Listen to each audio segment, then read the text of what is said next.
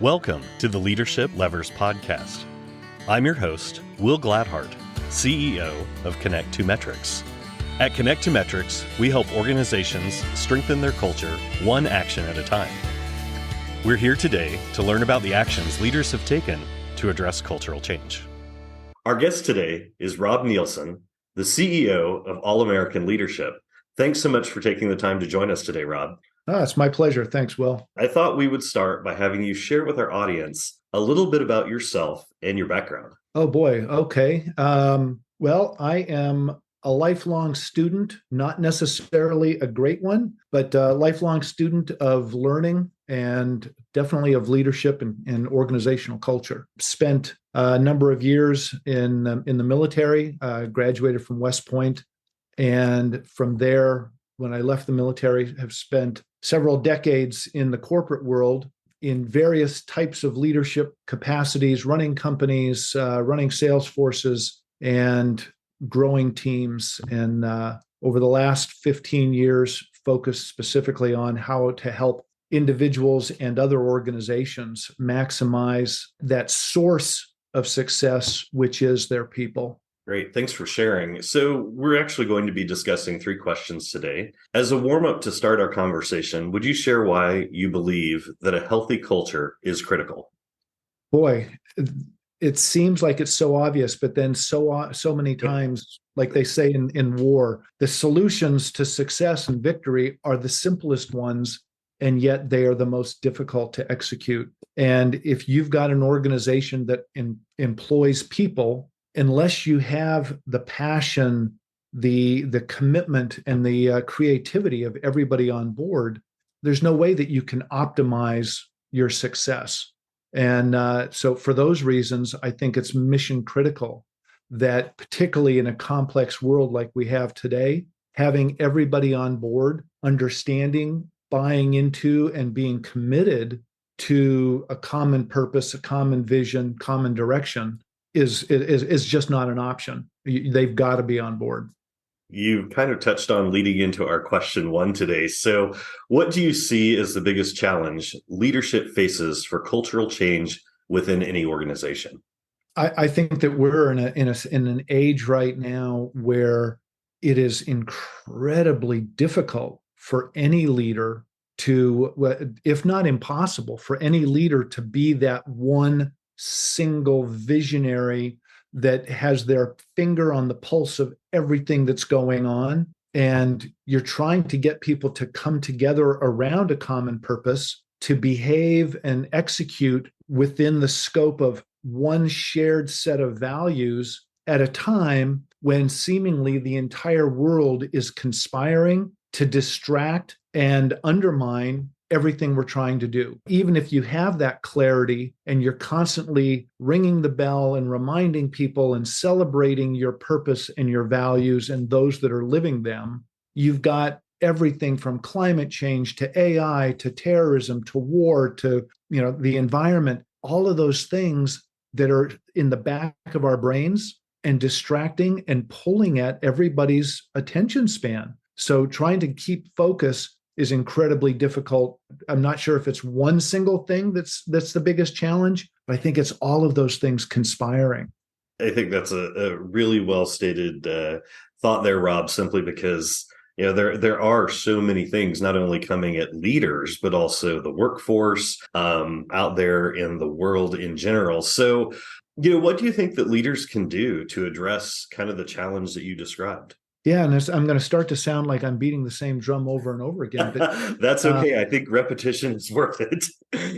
As we are working with so many different kinds of organizations, from tech to manufacturing to service organizations to, boy, we just got such a deep relationship with the fire service right now, particularly on the West Coast, where we are able to measure and evaluate from an informed perspective through culture assessments or through ongoing culture snapshots. It's clear that organizations that succeed are really consistent on some really simple things, and starting with communication.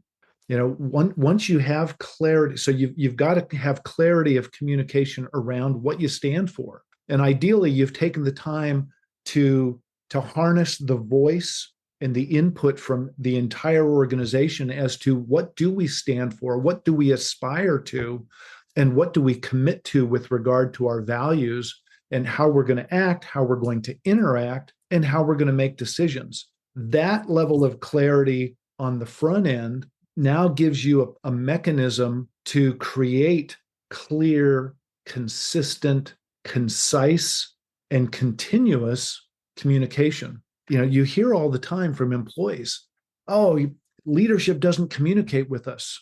And then conversely, leadership is like, oh my gosh, we feel like all we do is communicate, constantly communicating. But the challenge is not just dumping volumes on people, because that's the opposite of what they're looking for. They're already besieged with information overload and all of those distracting forces. What people are truly looking for is real clarity, consistency, and in a concise and continuous format. I think those are the things that leaders need to focus on. Thank you. It's really interesting. I think that is a great takeaway with those 4 C's, with consistency, communication, concise, and clarity around all those pieces, where, I think, as you well stated, that sometimes leaders feel like they're always constantly communicating, but maybe staff is not hearing the communication because it's not in a way that they can understand, or it's not clear and concise, as you mentioned. So is there anything else you'd like to share or add, kind of around some of these leadership challenges facing, as you well noted, it's not just one specific industry or area, it's all across the board in many types of organizations that you work with. So, kind of what would be the takeaway to kind of wrap this up today? Well, let me double down on that communication piece and give a couple of nuggets so that people can kind of get a sense for what it looks like when it's done right, when it's done less than optimally. In communication, so often I get folks that'll say, well, I'm communicating all of this information by email, constantly. Well, true, but so often the important nuggets, there may be 3 important sentences in a 600-word email. People don't have time to read a 600-word email.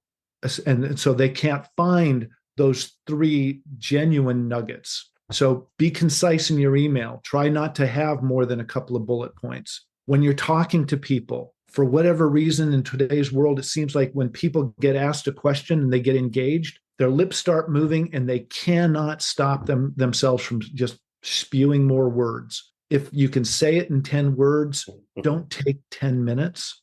And again, create that clarity of purpose, bring people's voices in, and periodically, and this is one of the things I love about having regular surveys that can be completed in like 3 to 4 minutes. You've got to have regular touches. You've got to be inviting the voices of people into the conversation so that they feel relevant and so that they feel like they are doing something that matters and that you as a leader care about them.